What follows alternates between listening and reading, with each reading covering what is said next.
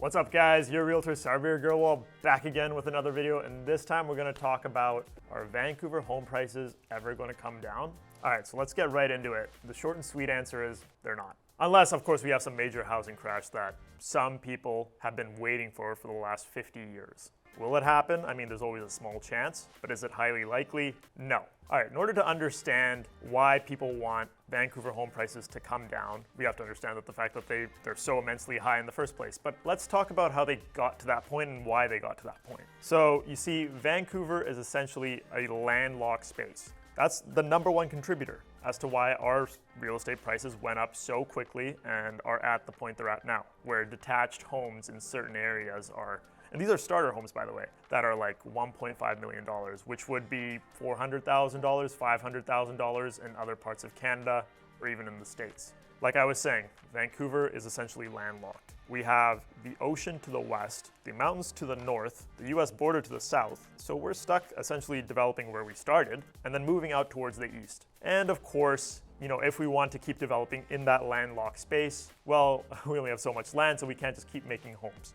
We have to turn homes into multifamily units. So that's why we're seeing more low rises go up and more high rises go up, and less new homes that are 5-6 bedroom, has the 2-bedroom rental suite with a big driveway and big backyard, less and less of those being built. However, you'll still see those, you know, as you move out towards the east, towards Mission, Maple Ridge, Abbotsford, Chilliwack, and even further out. So that's a major contributing factor as to why home prices have gone up so fast. Another contributing factor is immigration. Vancouver, people hate to hear this, is a top tier city. It's one of the best cities in the world, actually, literally ranked. People want to live here. People want to move here. So when you have an influx of immigration, either from around the world or interprovincial, and you have a whole bunch of individuals looking to get into one spot, and we're stuck in an area where you can't develop everywhere, so you're developing slower, well, it's going to drive up buyer demand for homes. And when demand goes up and the supply of homes doesn't keep up with the demand, slows down, well, then you're stuck having a bunch of buyers bidding on properties because you have 5, 6, 7,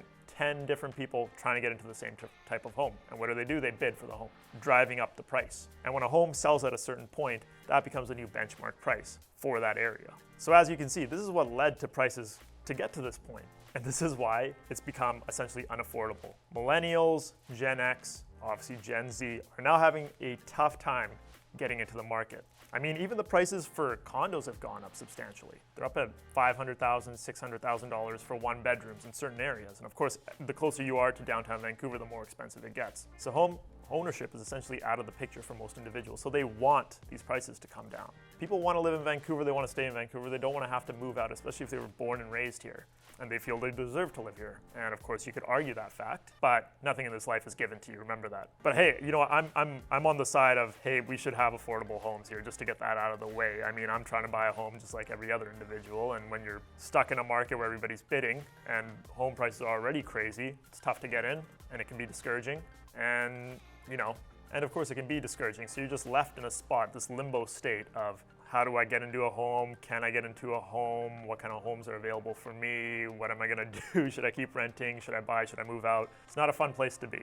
Now we got that out of the way, let's talk about whether or not these prices will actually come down. Like at the beginning of the video, I said they won't. And a major contributing factor as to why they won't is because, again, landlocked, immigration. People want to move into Vancouver, people don't want to move out. We're stuck developing in certain areas and moving towards the east. And if you want, it's going to get to a point where if you want a home here, well, it's going to have to be in a strata. Because like I said, more low rises are going up, high rises, and stuff like that. So of course, unless we see immigration slow down in Vancouver in the near future, which personally I don't see really happening, we're not going to find a huge drop in prices. And of course, you know, what we're seeing in the market right now with the increased interest rates, slightly lower buyer demand, there still is inventory moving. I mean, condos and townhomes are still selling because most people can afford to get into those. It's just the houses that aren't moving for the most part in certain areas. However, the funny thing about Vancouver is, well, if homes aren't selling, most people, unless they actually need to sell because they're in financial trouble, they don't list their home.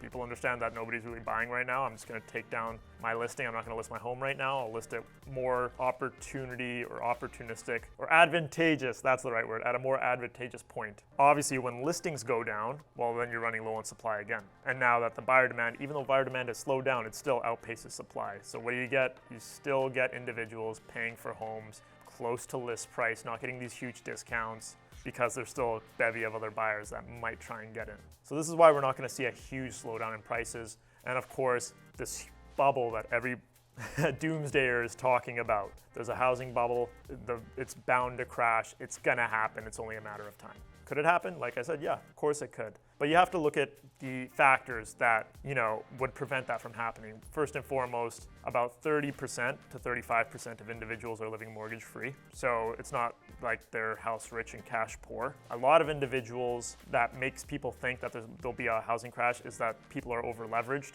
They took on too much debt, they won't be able to pay it off. And yeah, those exist. And could it lead to a bevy of foreclosures? Maybe. It will definitely lead to some foreclosures. However, when it comes down to foreclosure, and I'll talk about this in another video, a bank's not gonna let a foreclosure go on pennies on the dollar. They're not gonna give you some huge discount. They list the homes at essentially market value. And they have expenses at the end of the day too. They gotta pay the realtor, they gotta pay the lawyer fees, and they gotta pay to hold the property because foreclosures take anywhere from 1 to 2 years. It's not like people are gonna get a slamming deal on that. Even if a bunch of foreclosures hit the market, there's still gonna be properties listed at a certain point that a ton of buyers will still buy, because let's say $200,000 off on a $1.5 million property in Vancouver is still considered a deal. So, long story long, will we see a huge drop in prices? Most likely not. Is there an imminent crash coming? Doomsdayers think so. I doubt it. And if it does happen, well, the government has systems in place to prevent a major economic catastrophe like that from happening. That would sink the country. Will it happen, the Great Reset? Probably not, but there's always a slim chance. Anyways, that was me covering a question I get asked so very often by most of my clients, by friends, by peers. Will we see these prices ever come down to a point like maybe they were at in the year 2000 or 2010? And I hope this helps clarify why that won't happen. This has been your realtor, Sarbir, signing off. I'll see you guys on the next one.